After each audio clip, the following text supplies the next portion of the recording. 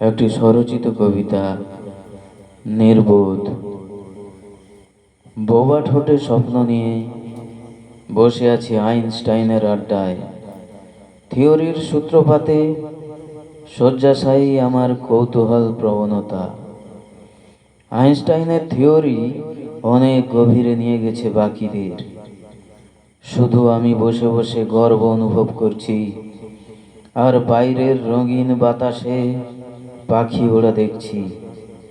আইনস্টাইনের সদর দরজা থেকে একটুও খড়কুটো কুড়োতে পারিনি, তবুও নক্ষত্রমণ্ডলে আমার উপস্থিতির খবর ছড়িয়ে গেল দিক বিদিক। তারপর দেখি আমার পেছনে কত শত মানুষের ভিড়। আমার সম্মান আমি পরিমাপ করতে পারছি না নিজেই। দেশের প্রথম সারির বুদ্ধিজীবীদের নামের তালিকায় আমার উজ্জ্বল উপস্থিতি। ফিতে কাটলাম কত। আমার অমর হওয়ার কারণটা আইনস্টাইন কোনো দিনও জানলেন না।